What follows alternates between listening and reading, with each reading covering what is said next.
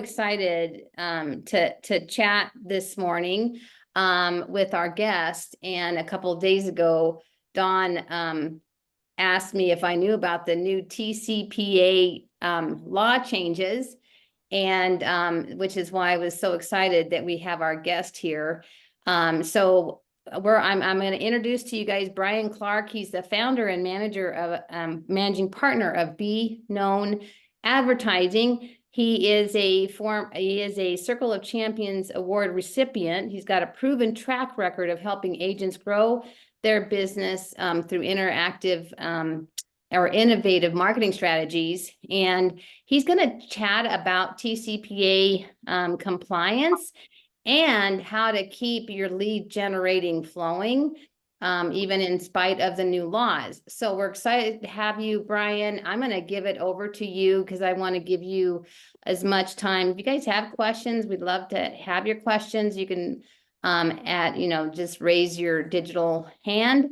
But I'm going to turn it over to you, Bryan. Thank you for your time and welcome. Welcome, everybody.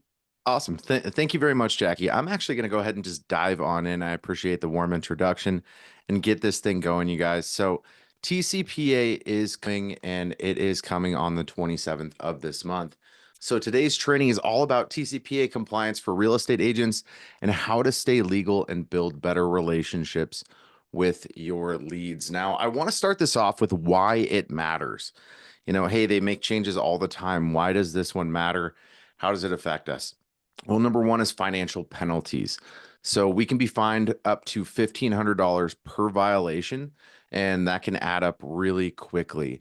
Now, there isn't going to be anyone out there that's going to be counting every single one of these phone calls, but any consumer that complains is going to trigger that alert, and you can be penalized for that. Hey, right? Bryan, just to clarify, what does TCPA really stand for? What does it stand for? Yep. So we'll actually get into understanding TCPA here in just a moment, but TCPA is the Telephone Consumer Protection Act. And so essentially what this means is that you can no longer in an unsolicited manner, make phone calls to folks that have not opted in to receive phone calls from you. So we will be diving into that though. But with TCPA, we want to avoid up to $1,500 fines. We also want to make sure that we maintain good reputations, not just reputations for our phone numbers and our phone reputation, but also ourselves. And so non-compliance can damage reputation and erode trust with clients and also industry peers, hindering your future success. And then TCPA compliance is all built around an ethical foundation. So it's not merely a legal obligation, but a commitment to ethical marketing practices that build lasting relationships with clients. So when it comes to understanding TCPA, TCPA is the Telephone Consumer Protection Act, and this is designed to help protect consumers from unwanted calls from businesses or robocalls or text messages. Now, this means that consent must be specific, explicit, and tied directly to your business. So what has changed, right? And let's really look at that consent and what that means. So in saying that someone must consent to an opt-in form for you to reach out to them, and it must be tied to your business and something specifically. This means there's a couple of lead types that a lot of folks call that we can no longer do cold outreach to without an opt-in. So we can't call FSBOs, we can't call expireds, we can't do circle prospecting any longer and call into those neighborhoods unless we have obtained that explicit consent. And so what has changed? So number one is going to be blanket consent is now invalid. So if you're using lead sources like Vulcan 7, My Plus Leads, the Red X, and you're getting leads like FSBOs, expireds, leads that have come through with a blanket consent to communicate, you can no longer call those leads. So general consents like those from lead generators are no longer acceptable, right? Also specific and documented. So consent must be specific to your business and clearly documented. So you need to make sure that each one of these individuals that you are contacting has filled out a form, and you should have a little checkbox for them to check to opt in for this communication. They also have to have ease of revocation of that consent. So being able to send an email that says unsubscribe or a text message that says stop, we need to give them the ability to be able to revocate that permission to contact. And there's also going to be increased penalties for non-compliance, and the increases are significant. So Hey, Brian, really quick, this is a national law, not just a state. Is that correct? yes. Okay. Yeah, so this is nationwide. So we have some big changes that are coming in real estate. So I'm going to start going through the don'ts on this. So number one, we don't want to call any FSBOs without any consent. You don't want to go in and do any neighborhood prospecting where you're pulling lists from platforms like Remine or PropStream or Property Radar and start calling those leads, because you are required to have that consent. So don't call FSBOs, expired listings, or other leads to solicit listing services without prior expressed consent from those individuals. We also can't use buyer interest as a pretext. So don't use buyer interest as a pretext for soliciting listings. Only contact leads who have explicitly given you permission to call. So this means you can't call a FSBO to say, I may have a buyer that could be interested in your home. You need to call them with a specific buyer that has interest in their home. So rules are changing. All right. We also can't assume consent from third-party leads. So don't assume consent from leads bought through third parties like FSBO leads. I'm sure that Zillow is going to add some consents and things like that into their lead sources, Realtor.com, the major ones, so that you can still call theirs. But I would consent, or I would actually meet with them and make sure that you are legally compliant to make those dials to any leads that you've gotten from those sources after the 27th of this month. And then you also cannot make any automated calls or text without those permissions, you guys. So a lot of things are changing. The do's with TCPA. So since things are shifting, we can't call or cold call leads any longer. So that means that we have a couple of tried and true methods that we can leverage to go ahead and stay compliant. So number one is using direct mail, you guys. So direct mail isn't regulated by TCPA. This allows you to reach potential clients with targeted messages, and we recommend that you use high quality print provider for maximum impact on these. Next is going to be digital ads. You can run compliant digital ads to drive leads to opt-in funnels and ensure your ads follow all TCPA rules. So as long as you're marketing an ad out there and they're filling out a form with an opt-in box that they are checking, allowing you to communicate with them via text, phone call, all of those good things, you are good to work those leads. So direct mail and digital ads are going to be your guys' new powerhouse for lead generation. You also must get explicit consent. So you can follow up only after obtaining this explicit specific consent from leads to ensure compliance and make sure that your consent request is clear and easy to understand. Hey, You just also want to, a oh, couple go ahead. questions really quick. I'm just trying to keep up with the chat really. Could we call a FSBO and ask if they are paying a commission? So that's where we have some gray area, because anytime we call to solicit our services and asking if they're willing to pay a commission as a solicit of that service, we aren't in the clear to make that call. So basically from what all of TCPA lays out is that we can only call that lead for a FSBO if we have a buyer that's directly interested in that home and wants to view that home, or if we as an agent are wanting to put an offer in on that property. So there's some really big changes with this, you guys. So direct mail and digital ads are going to be how you're going to want to market those individuals. I'd be targeting every one of those FSBOs with direct mail and a series of 6 to 12 mailers that would go out so that I have the best opportunity to get them to give me a call. So the last piece to this is automating consent. So utilize CRM systems. Most folks that are on here leverage KV Core. That's a fantastic CRM to use, but you can automate your opt-out services. Somebody texts stop to you or responds unsubscribe. You can automatically unsubscribe them from emails and texts. However, TCPA doesn't really apply to emails. This applies directly to phone calls and text messages specifically. So Again, FSBOs are now off limits.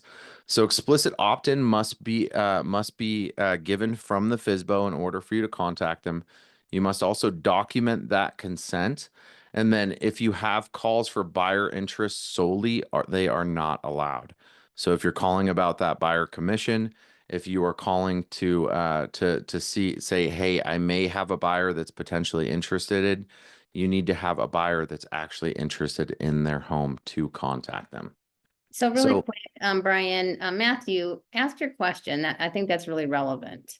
yeah. Um, Yeah, so we just went through this whole, NAR, and you can't post commissions. It's stripped off all the MLSs and all this. So now the industry is, we got to call the listing agent. Hey, are you guys cooperating? And the listing agent, you know the drill. So Yep. we just went through all that. And a for sale by owner has stepped into the market of being a listing agent basically themselves. Like, instead of getting an attorney, they're going to represent themselves in court. So it doesn't make logical sense that we can't reach out to say, hey, I notice you're for sale. Are you cooperating? Are you doing compensation Yep. for someone to bring you a buyer? Yes or no? So I'm just solely going off what the rules are in black and white, and I agree with you that it does definitely make things difficult. What I recommend to everyone to do is everything that I'm kind of laying out in this training is what the black and white rules are. What I recommend is actually reaching out to your state broker and finding out what your state broker believes that you should do to maintain your compliance with this when calling FSBOs or expireds or leads like that. But from everything that I have read on Yeah. TCPA, it is no longer a good practice for us to do that, and it could result in up to $1,500 in fines per offense. but the And that exception would could be be, oh, I'm sorry. if the for sale by owner Yep. files a complaint or complains. And the odds of that, I would say, would probably be slim to none unless the agent is super aggressive trying to convert that FISBO. Well, and what state are you in right now, Matthew, by chance? California. California. Okay, so we there have been rules and regulations in place for agents that I work with in Florida for quite some time. They have a lot of rules around text messaging already that TCPA is kind of adopted. And I don't know if you've been to Florida lately, but there are billboards up and down the freeway with attorneys. Have you received any unsolicited text messages? Oh, Right. geez. So this is this is going to be something that's going to be more common nationwide. Those when it comes to like a realtor running ads online, there's certain parameters that we can't target anymore, right? January 25th, we also can't put in a list of, say, FSBOs that we want to target on Facebook. That rule changes the 25th. TCPA changes on the 27th. Attorneys can still plug in for sale by owners and still run ads to them. They can still run ads specifically to realtors. So they can leverage those kinds of lists to target and market where we're not going to be able to. So when it comes to a FSBO, I really feel that your strongest suit or the best suited marketing for you to maintain compliance is going to be direct mail to get postcards in front of them so that you can capitalize on that. However, if you had a buyer, specific buyer Yep. inquiring about that FISBO, right? You could call because of Yes. that exception, right? You could call Yep. and say, hey, I have a buyer, Joe Smith, interested in, are you paying a buyer's, right? Okay. Exactly. And I mean, one of the things that I've always coached agents on doing is to aggregate a list of all of your leads, right? And so in your databases, whether that's a KV Core, whether it's a Go High Level, whether, whatever CRM it is that you are using, you should have lists in there for all of your different lead types, whether that's just through tags or some other way of building that list out, so that way you can track and target the right individuals every time when you're marketing to those folks. So that's one thing I highly recommend doing is making sure that you have all of your lists dialed in. But to maintain additional compliance strategies for FSBOs or for other lead types, it's also good to run digital ads. I don't just mean Facebook. This could be on Google, Bing, any of the major search browsers, but you want to make sure that you are running ads online and generating leads that have that explicit consent for you to be able to contact them. And in doing your marketing through direct mail and digital ads, It's also going to help you build trust, so that you can engage with those leads in a trustworthy legal way. So why direct mail is TPA compliance safe? So TCPA free communication. Direct mail is not regulated by the TCPA, meaning you can reach potential clients without needing their consent. So you guys, you don't have to have consent to send direct mail, and folks cannot actually opt out from receiving your direct mail postcards. So it's a great way to continuously stay in front of those individuals, build your brand without them without them being able to opt out of that service. And what about door knocking, like that FISBO? So when it comes to door knocking, it's different, right? Because you're not making a call, you aren't sending a text message. You're actually going and knocking on their door to solicit them. So you are definitely in the clear to do this. And I highly recommend those go-getters out there that are willing to take the time to go and knock on those doors to do that, right? To kind of expand on that, I used to work for Zillow, and I was at Zillow for about 4.5 years, and I piloted a Facebook advertising, direct mail, and video marketing platform with them called Premier Agent Direct back in 2017, 2018. And this was right after we acquired Trulia, and our team took on the Trulia seller ads client list.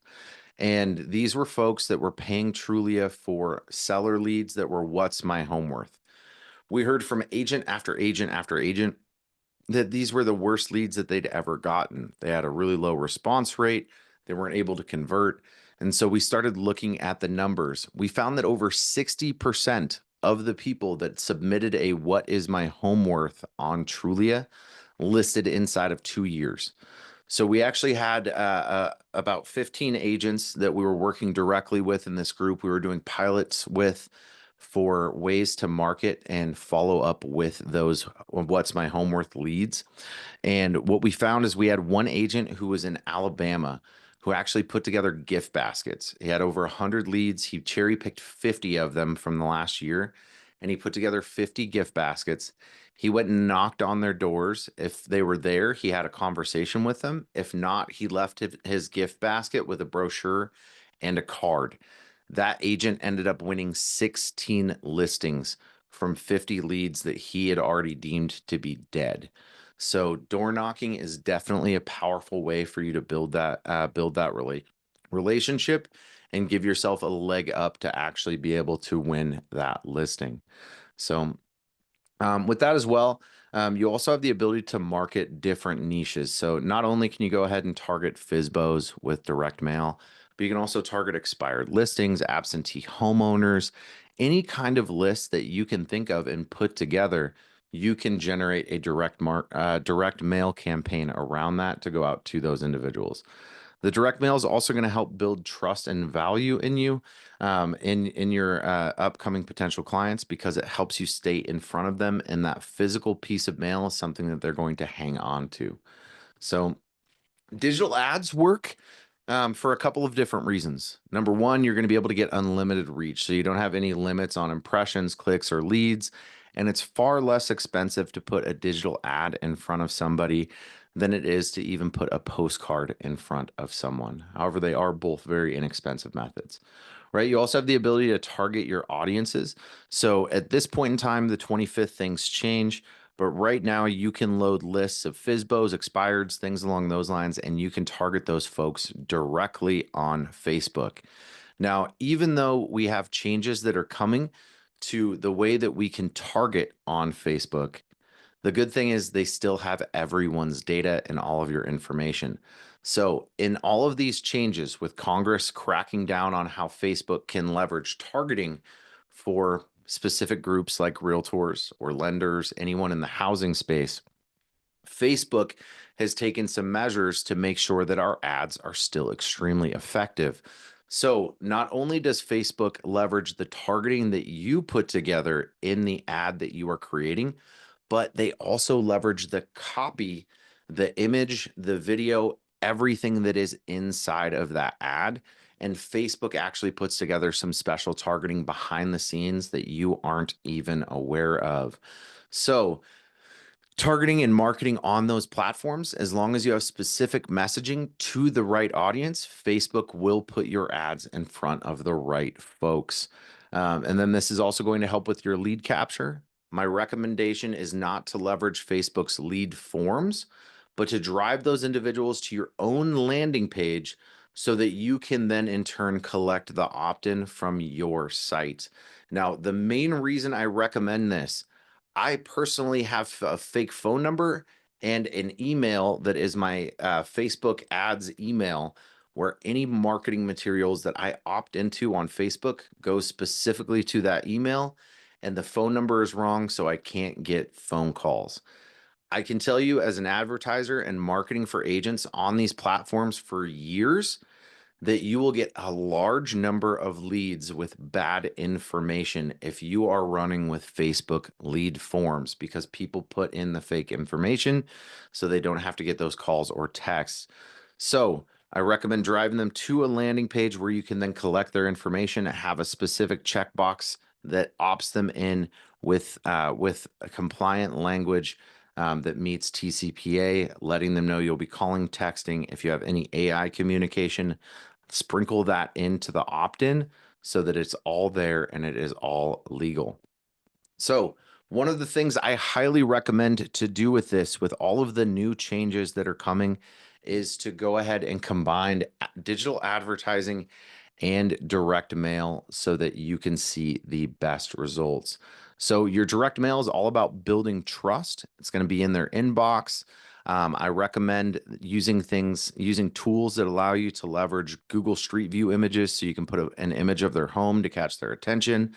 Also use platforms that allow you to auto merge in their name so that you can make a much more personalized message to them. And then it's also going to help you drive additional opt-ins so that, again, you are compliant. So I'd like to introduce my platform that I've been working on for the last almost 7 years now. And so this is I've been running ads, helping agents build their businesses through social media ads and direct mail. And so I have a platform that allows you to run all of this for you. It's essentially 2 separate platforms, a direct mail platform and an advertising platform.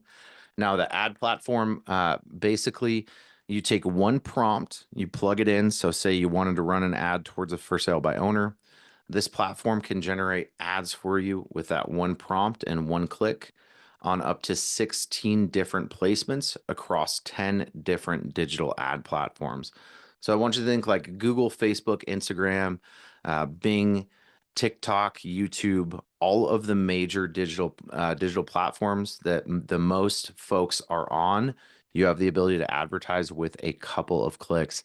And this system actually goes in and monitors the performance of ads across platform, and it will ensure that the money is being spent on the ads in the platform that are seeing the highest level of results. Right. The next piece of the puzzle is going to be direct mail. And so we have a platform called Card Genie. I don't know if you guys have ever heard of a system called Mailbox Power. I love those guys. I actually live about 7 blocks away from them, and I've been consulting them for over 2 years, helping them grow their business. And we have white labeled Mailbox Power, and we call it Card Genie. And so I have an offering that comes with that ad platform where you also get access to a direct mail system. Now, this system allows you to have access to unlimited postcards. You just pay postage. There is a lead list builder in the system where you can search for things like credit score, whether they're a homeowner, whether they're a renter, when they purchased, all of those kinds of things. You can download those leads for 10 cents a record after targeting a specific geographical location. And then you have the ability to automate postcard campaigns that can reach out to your clients. And these postcard campaigns can have automated dynamic QR codes on them. So what that means is if I send a mailer out to 500 people, John Smith at 123 Main Street scans that QR code, I actually receive a text message and an email alerting me that I have actually sent out or that postcard has been scanned. And then the system also allows you to send a tag back over to your CRM if you are using a high-level CRM to go ahead and run additional automations with that lead. You also get notifications once they interact or go ahead and scan, and then there's custom designs and reporting built into the system. So the action plan for realtors with the new TCPA rules. Number one, stop calling or texting unless you have explicit consent from your leads. Now, there isn't a time window on when you have to re-up that consent, but you want to make sure that you go through your list every year and make sure that you have folks that are engaging, responding, working with that list. So over time, these lists will become stale, so it is important to monitor those. You also want to make sure that you shift to compliant lead generation. So utilize a combination of either digital ads, Zillow, Realtor.com, or direct mail to generate new leads. And then I recommend everyone to automate consent tracking. So if somebody replies stop in a text thread or unsubscribe in an email thread, that it will automatically stop that communication on that channel to the individual. So at this point in time, I'd like to open up for Q&A and next steps and just see what questions that we have from everyone on all of the new TCPA regulations and what has changed in real estate. And what's the best way to get a hold of you to learn more about your company? Yeah, so I'll go ahead and plug that into chat, but it's just fully automated AI, fullyautomated.ai/ads. Thank you. Yep. I have a quick question. You mentioned that attorneys aren't subject to the same solicitation rules. I mean, what is that? I mean, help me understand that a little bit more. So that was specifically around running ads on Facebook. So if you're running an ad for housing specifically, we have to declare that when we're running an ad on Facebook. And so then we have to fall into a specific box. So if we reround the time back to 2018, I could go in on Facebook, I could target homeowners, I could select a specific zip code. I could hone into within 1 mile of that zip code or only within that zip code. We can't do that any longer as realtors because the housing rules have changed for how we can advertise. They don't want us to redline. They don't want us to go against the Consumer Protection Act, right? And so essentially, an attorney doesn't have to declare that it's for housing if they're running an ad for probate or something along those lines. So that's all I was saying there is that an attorney, since it's not technically running any kind of a housing ad, they have the ability to target anybody that they want, whereas us under the umbrella of real estate and housing do not. Right, right. But what if an attorney, I mean, with these rules, I mean, are people going to look to attorneys to facilitate the contracts? It would be interesting. I mean, isn't even an idea that you partner with an attorney where they're going to, advertise on their behalf for homeowners looking for, fee for service. But then he's like, well, I got my realtor here that can also do it. Like, is that a back end way to do it? Yeah, I mean, I think that would probably be a good thing to do is to partner up with some attorneys that can market in ways that you can't. That would be a strong strategy. It looks like that website didn't work, fullyautomated.ai/ads. Oh, weird. It pulled up on my end. Let me get the HTTPS. Well, Miriam did say it worked. Okay, there we go. That should work. How about expireds? How about expired listings? Yeah, so they fall under the same rules. So if if a lead hasn't explicitly opted in for you to call them, you're not allowed to call them at this point to solicit your services. So now you're working with you recommend Car Genie or Mailbox Power, same thing. Is there any service that you know of you'd recommend to help with the ads, or just go directly to Facebook and do those? Yeah, so that fully automated .ai/ads, first and foremost, it's a platform that allows you to run ads on 10 of the different major digital ad platforms. So Okay. like Facebook, Google, Instagram, TikTok, LinkedIn, Bing, YouTube, that list goes on and on. And so I highly recommend that platform. It's something we've been developing over years, and you just fill out one prompt and you can click a button and it runs ads on all of those different platforms. Another one that I recommend that I don't own is Listings to Leads. Scott Pierce, the CEO over there, is wonderful. I've spent a lot of time working with them on their ads platform. Listings to Leads is an awesome option if you're looking to run Facebook and Google ads, because what they actually do is they comb the MLS, they find your listings, and then they create all of the marketing materials for you. You just click a button and launch that ad live. So those are the two that I recommend for digital ads. I love it. I mean, I think I want to highlight something that, if I can find it really quick, that Randy Bird mentioned. You know, it's amazing to be able to have the information, be proactive and adapt. We're so used to adapting, right? We are adapting agents. And you know, work within this policy and adapt and be compliant. And not fall into the negative world and be non-compliant and get into trouble. So this has been so valuable. I appreciate that. Being educated on this. Any other questions that we have, you guys? I wanted to maybe make I a didn't- comment that I think what this is going to do is it will cause a lot of people to stop doing the little prospecting that they were doing. And so the things that you do that are legal even can become more effective now. And so, for example, a geo farm that we know is a time-tested strategy, I think could come back into favor.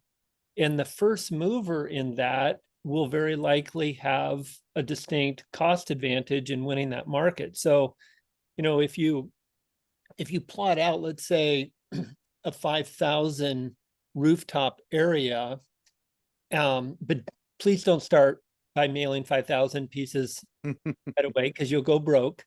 But mail 250 pieces for 90 days and then expand by 250 every 90 days. And just do it in a contiguous way. In 5 years, you'll be at your 5,000, producing $250,000 a year from that farm.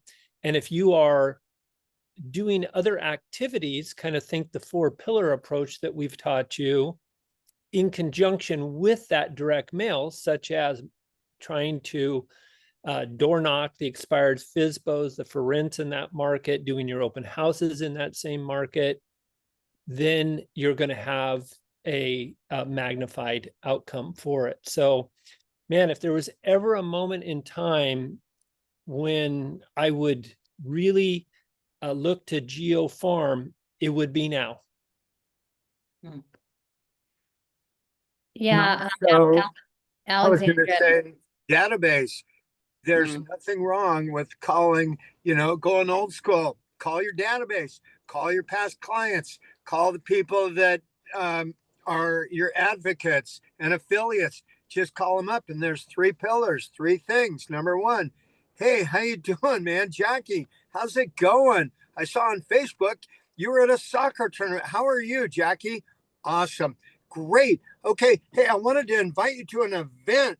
We've got an amazing online Valentine's Day giveaway. I wanted to invite you to that event. Invite them to something. And then the third thing is, there anything I can do to help you?